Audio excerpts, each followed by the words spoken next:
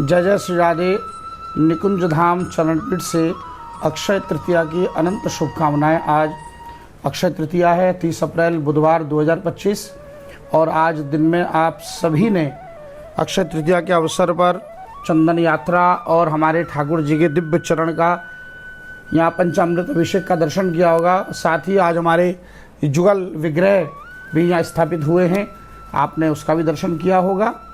कहते हैं कि आज अक्षय है, आज का किया हुआ दान पुण्य सत्कर्म अथवा कोई पाप सब कुछ अक्षय होता है, कभी न मिटने वाला।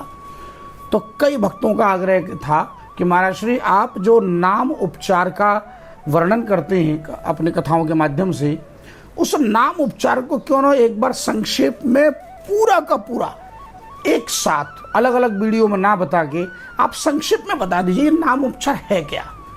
क्योंकि आज अक्षय तृतीया है तो ये अक्षय हो जाए हमेशा के लिए, बार बार बोलना ना पड़े।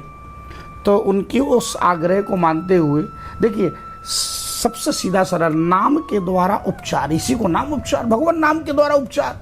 जहाँ ना कोई धन का खर्च है, ना समय का खर्च है, ना कहीं आवागमन है, ना किसी के पास जाना, ना कहीं से आना, ना किसी प्रकार का व्यापार है, आर्थिक लेन देन नहीं है, ना आप कुछ देते हो ना लेते हो, केवल भगवान के नाम का। और आप विश्वास करें, ये कलयुग में ये नाम का युग है, भले इसको कलयुग कहते हैं। मेरा यदि बस चले ना, हमारे शास्त्र में इसको नाम युग ही कहा गया है, ये कलयुग नहीं है, ये नाम युग है। नाम काम तरु काल कराला सुमिरत समन सकल जग जाला, रामचरितमानस में। नाम काम तरु, कली काल में भगवान नाम ही कल्प वृक्ष, काम तरु कहते हैं कल्प वृक्ष। और कल्प वृक्ष किसे कहते हैं? जो जिसके नीचे बैठकर मन की समस्त कामनाएं पूर्ण हो जाए उसको कल्पतरु कहते हैं। तो नाम काम तरु काल कराला, कराला यानी कलयुग। इस कलयुग में नाम ही एकमात्र कल्प वृक्ष है कि जिसके सुमिरत समन, जिसके सुमिरन करने से सकल जग जाला, ये संसार के जितने जंजाल हैं इन सब का शमन हो जाता है केवल सुमिरन करने से। अच्छा, सुमिरन में, भगवान नाम सुमिरन में एक और छूट है क्या? हम कोई मंत्र बोलें तो विधिवत उसका ज्ञान होना चाहिए, व्याकरण समझना आना चाहिए, शुद्ध बोलना आना चाहिए। लेकिन कली काल में जिसे अपनी मातृभाषा बोल नहीं सकता वो क्या संस्कृत बोलेगा? खिचड़ी भाषा बोलते हैं हम लोग। तो भैया एक छूट है। बोले क्या?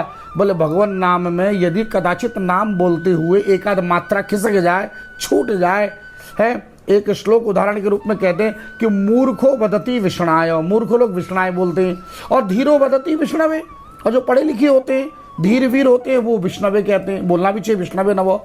लेकिन अगर कोई विष्णवे नमो की जगह कोई विष्णाय भी बोले तो तयो फलम तो तत्तुल्यम ही भावग्राही जनार्दन। भगवान जनार्दन इतने भावग्राही हैं, यदि आप विष्णवे की जगह विष्णाय भी बोलोगे तो भी भगवान विष्णवे समझकर ही उसे ग्रहण करेंगे। है जिस प्रकार से तोतली बोली सुनकर बच्चे की माता पिता प्रसन्न होते हैं, दुखी नहीं होते, ठीक उसी प्रकार इस कली काल में यदि तोतली बोली में भी आप नाम जप करते हैं भगवान उसे भी स्वीकार करते हैं।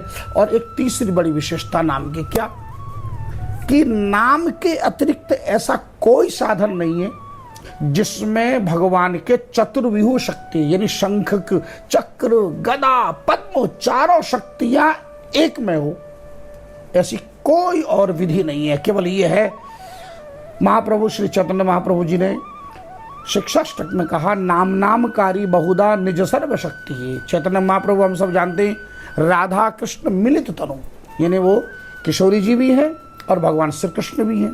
तो दोनों मिलकर ये साक्षी रूप में कह रहे हैं कि नाम नामकारी बहुधा निज सर्व शक्ति, मैंने अपनी समस्त शक्ति केवल नाम में स्थापित कर दी। और तत्रार्पिता नियमित स्मरण न काल, और स्मरण करने की भी कोई हमने बंधन नहीं कि दिन में करो कि रात में करो, सोते करो जागते करो, उठते करो बैठते करो। आप गाड़ी चला रहे हैं, स्कूटर चला रहे हैं, साइकिल चला रहे हैं, पार्क में टहल रहे हैं, आप भोजन बना रहे हैं, आप बर्तन मांज रहे हैं, आप झाड़ू लगा रहे हैं, परिमार्जन का कुछ भी करें आप, है गृह कार्य करते हुए, स्नान आदि करते हुए भी आप भगवान नाम ले सकते हैं। तो एक नाम की सबसे बड़ी शक्ति ये भी है। और नाम की चौथी विशेषता ये है कि भगवान नाम में ऐसी शक्ति है कि एक नाम ही परिपूर्ण है, जिसमें नाम ले लो तो रूप लीला धाम स्वतः प्रकट हो जाते हैं। आप किसी का भी नाम, जैसे आप जब मोबाइल खोलते हैं और मोबाइल में किसी का नंबर मिला ना हो तो सबसे पहले उसका नाम याद आता है, किसको मिला है।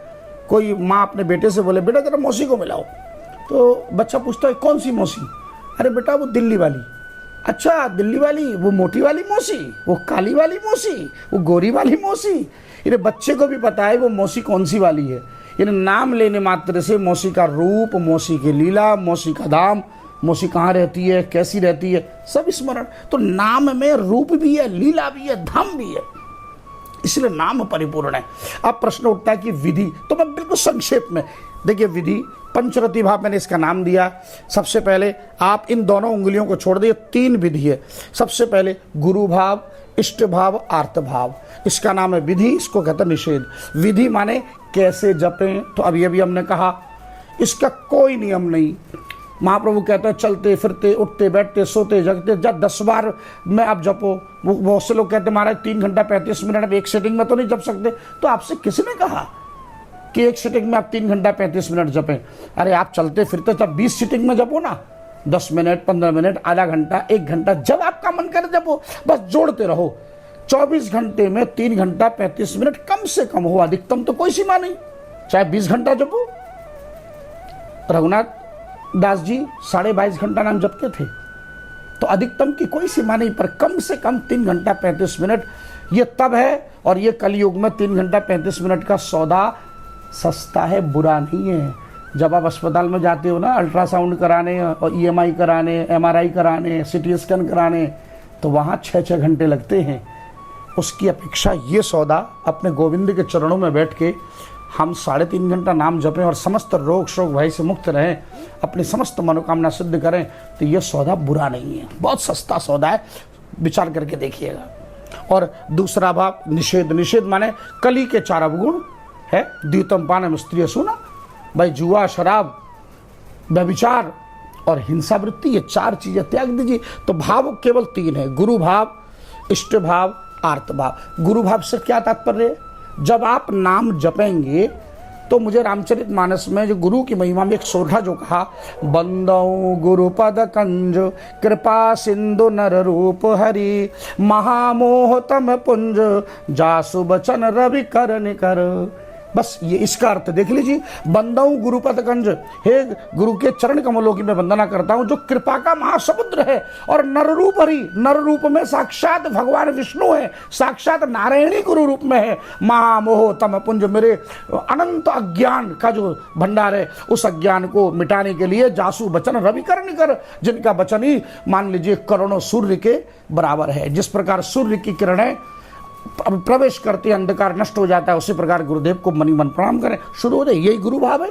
और दूसरा है इष्ट भाव। एक इष्ट है, जैसे कृष्ण के करोड़ों नाम, उनमें से एक को आप अपना इष्ट माने। जैसे मेरे इष्ट है श्री राधा रमण, कोई श्री राधा वल्लभ, कोई बांके बिहारी, कोई गोविंद देव, कोई गोपीनाथ, कोई दामोदर, कोई श्याम सुंदर। भगवान के तो करोड़ों नाम में, पर एक नाम है, सो अनन्य जाके असी मति न तरही हनुमंत, मैं सेवक सचराचर रूप स्वामी भगवंत। श्री राम ने हनुमान जी से कहा सर्वत्र अपने स्वामी का दर्शन करे और अनन्य है, मति विचलित न हो, इसे कहते हैं इष्ट भाव। और तीसरा क्या कहा? आर्त भाव। तुलसीदास जी कहते हैं कि आर्त भाव, भगवान का नाम लेते हुए आर्त भाव, हिया फाटहु फूटहु नयनो जरहु सो तन के ही काम, और द्रवई स्रवई पुल कही नहीं तुलसी सुमिरत राम। गोस्वामी जी कहते हैं हिया फाटहु, नाम जपते हुए कभी कभी ऐसा लगे ये हृदय फट जाए, फूटहु नयन, ये नेत्र फूट जाए, और जराऊ सतन के ही काम, वो शरीर किस काम का? आग लगे ऐसे शरीर में है, आंखें फूट जाएं। बोले क्यों? बोले द्रवई स्रवई पुल कहीं नहीं, बोले मानव तन पाकर भी अगर द्रवित न हो, हृदय पिघलित न हो, भगवान का नाम लेकर पुलकावली न हो, ये आंखें सूखी रहे, इन आंखों से अजस्त्र अश्रुधारा ना प्रवाहित हो, यदि भगवान का नाम लेकर रोमांच न हो, तो भैया तुलसी सुमिरत राम, भगवान राम का नाम सुमिरन लेकर अगर ये लक्षण प्रकट न हो, तो भैया ऐसा जीवन नष्ट हो, जिया फाटो फूटो नयन, ऐसी आंखें फूट जाए, ऐसा हृदय फट जाए, ऐसा कहना। ये है आर्त भाव। इस भाव से जपिए। ये 3 भाव, गुरु भाव, इष्ट भाव, आर्त भाव, ये 3 भाव यदि आप जपें तो निश्चित रूप से यही सम्यक नाम जप की विधि है इस कलिकाल में, जो आपके समस्त मनोकामना सिद्ध करने वाली है। चलते चलते एक बार हमारे चरण पीठ में आप, आज चंदन यात्रा है तो एक बार दर्शन कर लीजिए। आज 5 उंगलियां आपको दर्शन नहीं करा पाएंगे क्योंकि चंदन से ढके हुए हैं। ये 1 2 3 4 5 उंगलियां हैं। जब हम स्पर्श करते हैं तो इस प्रकार अनुभव होता है। और आज भगवान के पृष्ठभाग में भी, तलवे में भी चंदन का लेप है। ये देखिए, अब दर्शन कर सकते हैं। ये एड़ी है, ये पंजा है, ठाकुर जी का ये बायां चरण है। आज बड़े प्रेम से दर्शन करें, चंदन यात्रा है, ठीक है। और इसी चरण पीठ में विराजमान होकर हम यहाँ से नाम उपचार करते हैं। आप लोग जो विभिन्न समस्याएं भेजते हैं और 540 महामंत्र लिखकर मुझे भेजते हैं, उसके बदले यहाँ से नाम आपको प्रदान किया जाता है, जो 3 घंटा 35 मिनट आप जपते हैं। तो यदि आपके जीवन में भी कोई रोग शोक भय व्याधि हो, आप निसंकोच मुझे 540 महामंत्र की भिक्षा दीजिए। बस यही मेरी दक्षिणा है, 540 महामंत्र। महामंत्र पूछते हैं बहुत से लोग, तो मैं पूछ रहा हूँ, हरे कृष्ण कृष्ण कृष्ण हरे हरे, हरे राम राम राम हरे हरे, यही है महामंत्र। जय जय श्री राधे।